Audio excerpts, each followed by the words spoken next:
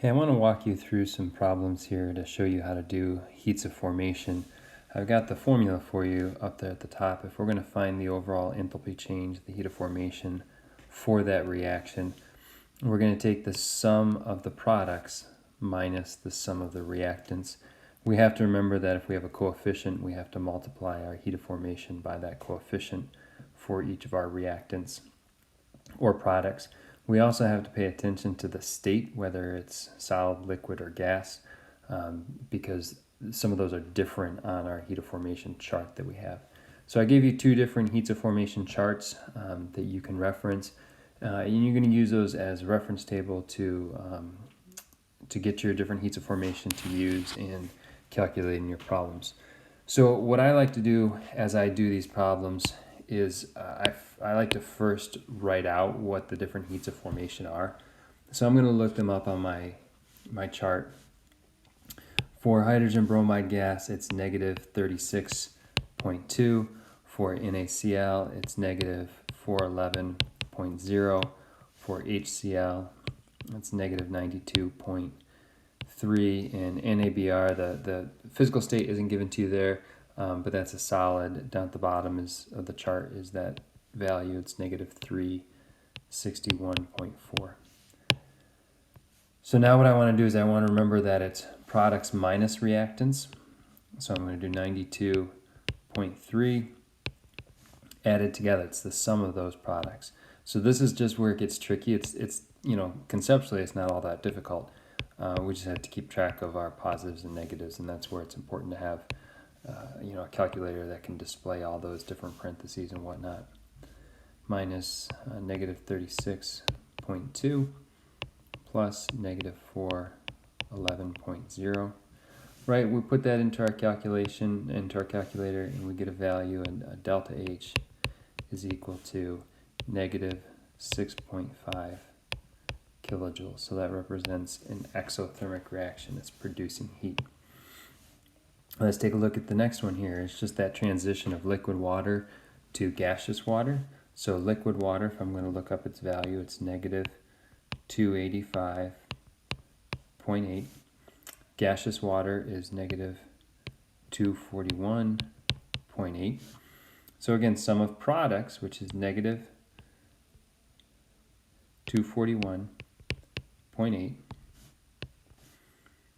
minus sum of reactants, negative 285.8.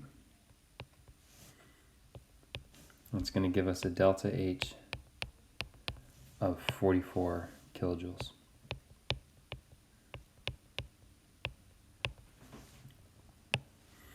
Okay, now this one next here, don't be weirded out by the half. We're going to use half reactions quite a bit. And one of the reasons why is because something in its elemental state, the heat of formation of something in its elemental state is zero. So the heat of formation for oxygen gas, and that's elemental oxygen as we see it in its natural state in the world, is zero. And so 1/2 times 0 is still 0. So that's one of those things that you don't have to look those up on your reference table. In fact, if you look up O2 on your reference table, you're probably not going to find it. But you remember that it's in its elemental state. Same thing if we had H2, that would be another one, or N2, or just aluminum all by itself. Those substances that exist that way in nature have a heat of formation of 0. So the heat of formation of carbon monoxide is negative 110.5. Heat of formation of carbon dioxide is negative 393.5. So again, you're going to take the sum of the products, negative 393.5, minus the sum of the reactants, 110.5. Do your math there, and you get a delta H is equal to negative 283 kilojoules. I didn't even put the 0 in there. I guess I could put the 0 in there. I could say here negative 110.5 plus 0. I just didn't bother writing it in because it was 0. Our next problem here, what I would recommend is pause the video right now and try to do this problem on your own. And then come back to the video, restart the video, and see how I do it. So take a minute to pause the video right now. All right, hopefully you paused the video and you're coming back now to see how I did it after you have already done your work. Again, oxygen is 0, so it's going to be the sum of the products, 90.4, minus the sum of the reactants, 33.9, and you get a delta H equal to positive 56.5 kilojoules. So this is an endothermic reaction. We come down here, number 5 and number 6, you have to balance these equations first. So if I go through here and I balance this equation, again, maybe you want to pause this. And maybe you want to do this problem yourself first before coming back and watching me do it. So, take a minute to hit pause right now and do the problem yourself. To balance the equation, we put a 5 in front of the oxygen, a 4 in front of the water, and a 3 in front of the carbon dioxide. C3H8, that's propane, 103.8, oxygen 0.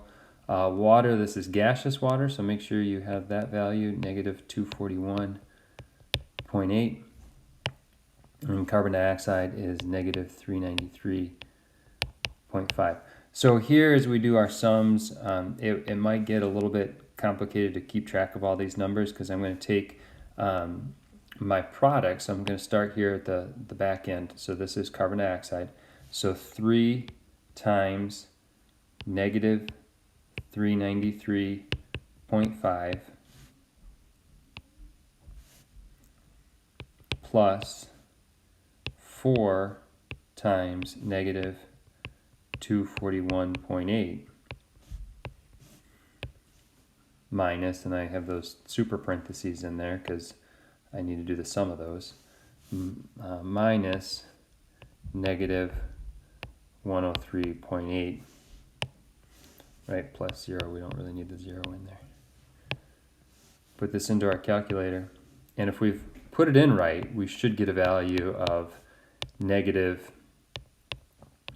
2,043.9 kilojoules. Okay, now if you didn't get that number, chances are somewhere back in here you didn't have your parentheses correct, or maybe you didn't carry down the coefficient to use when you did the sum there. So just double check your math there to make sure you have that all correct. Next problem here, same thing. You've got to balance it first. So again, it would be a good idea to pause it right now, pause the video, and go ahead and solve that problem. So go ahead and pause the video.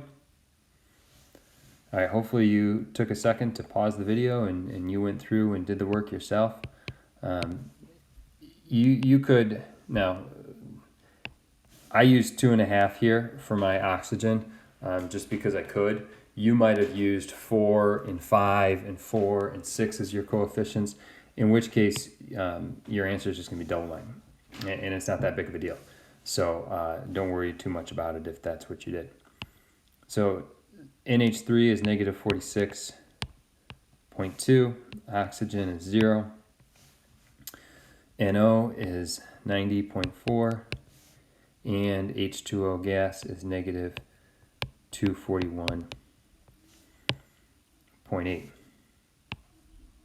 Take the sum of our products, so 3 times negative 241.8 plus 2 times 90.4 minus 2 times negative 46.2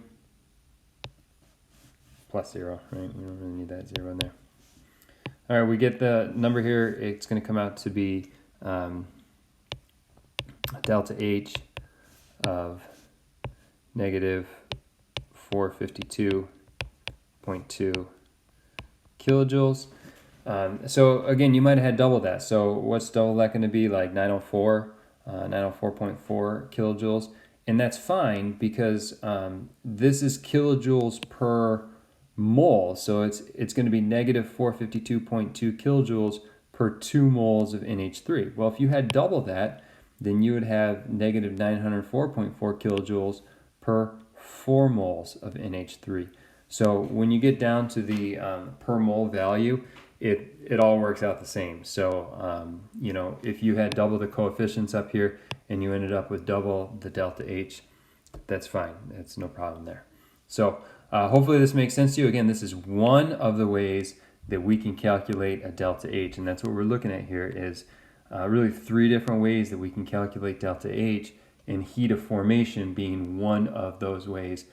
But it does require that we have the chart of heats of formation as a reference so that we can pull those values off of there.